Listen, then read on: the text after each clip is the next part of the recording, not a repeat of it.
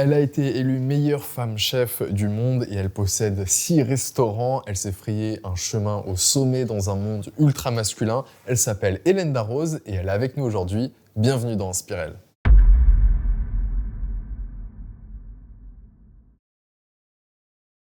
C'est vrai que je suis souvent sollicitée parce que je fais un métier où j'évolue plutôt dans un monde masculin. Alors je suis vraiment sollicitée pour témoigner de comment j'ai vécu ça, comment ça s'est passé.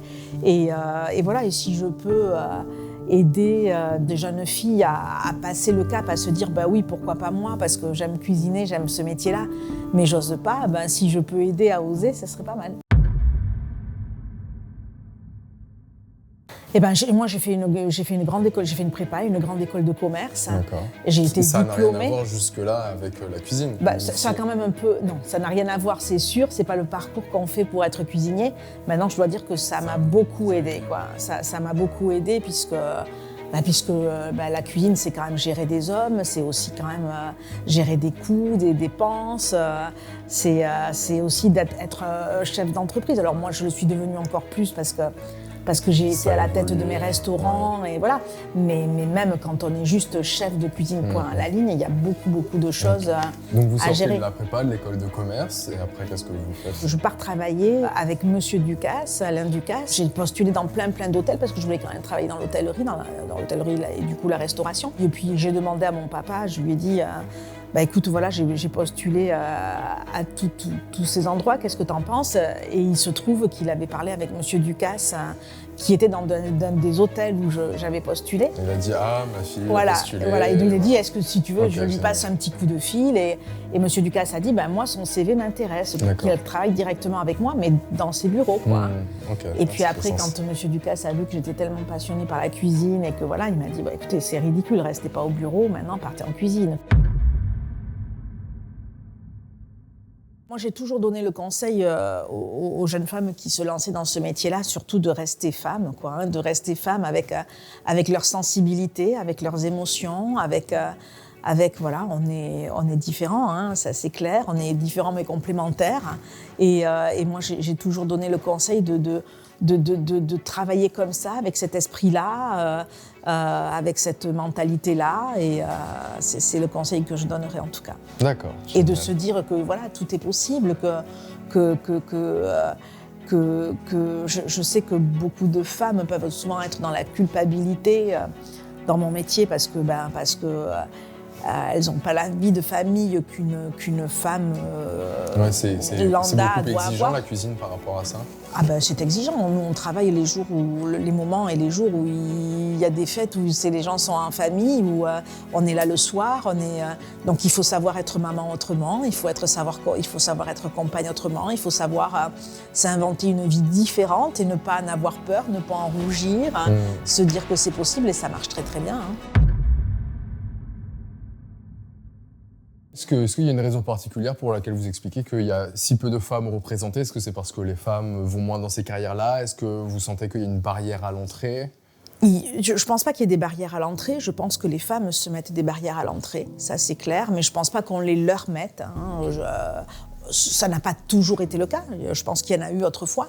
Mais aujourd'hui, je pense qu'au contraire, les femmes sont très appréciées, en tous les cas dans le milieu de la gastronomie, par les cuisiniers. Il faut se dire que ce que je vous disais tout à l'heure, qu'on peut faire les choses autrement, on peut...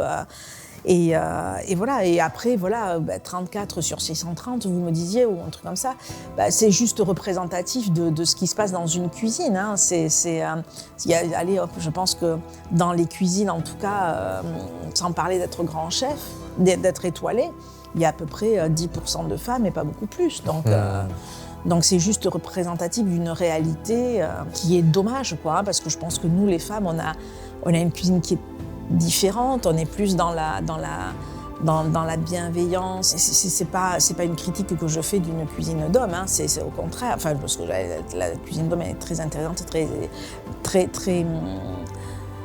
respectable, mais c'est vrai que nous, on n'est plus dans maternante, on n'est plus dans l'émotion, l'intuition, le vouloir nourrir, quoi. Ouais. Donc, Je savais pas que ça se ressentait tant que ça. Aussi, j'imagine que sur la créativité, l'imagination, ça doit jouer beaucoup. je pense que oui, je pense que oui.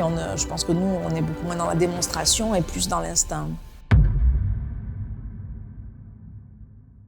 Il y a très longtemps, j'ai été traumatisée par une critique que j'avais fait à mes équipes beaucoup de mal et que j'estimais pas juste, hein, de toute façon, que j'estimais qu'il y avait une espèce de parti pris. Et, Mais pourquoi est-ce qu'ils avaient dit ce qu'ils avaient dit? Écoutez, je sais pas, hein, j'en sais rien, je suis pas dans la tête du journaliste, moi. Hein, donc, et du coup, j'ai reçu le conseil d'une actrice de cinéma qui avait elle-même reçu ce conseil parce qu'elle est arrivée ce soir-là où elle m'a trouvée très déprimée, très perturbée, oui, c'est ça.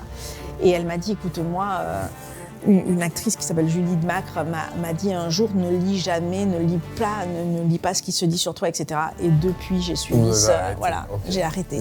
Et pour les réseaux sociaux, c'est pareil. Et moi, je travaille tous les jours avec ma passion, mon honnêteté, en étant vraiment moi-même, en essayant toujours de donner le meilleur de moi-même. Et je me dis que voilà, si on ne le comprend pas, c'est pas mon problème, quoi. C'est le problème de celui qui ne le comprend pas. Ça vous est déjà arrivé de perdre une étoile au Michelin? Oui, ça m'est arrivé une fois. La guilde secrète qui ne dit pas comment sont données les étoiles a décidé de retirer. Est-ce que pareil, est-ce qu'on vous l'annonce déjà, on vous appelle pour vous dire vous avez perdu une étoile? Non, alors cette fois-ci non. Cette fois-ci non, je l'ai appris par les médias ou par la sortie du guide. Okay. Et bon, ce ne sont pas des moments faciles à passer. Ouais. Comment est-ce que vous réagissez? Est-ce que vous avez considéré ça comme un échec? Pas nécessairement. Bah, on ne le considère pas comme un succès, hein, ça c'est sûr, hein, ça c'est clair. Mais voilà, on réagit très vite en se remettant en question, toujours pareil. Hein, Moi je dis les étoiles, on est heureux quand... on les accepte très facilement quand elles arrivent.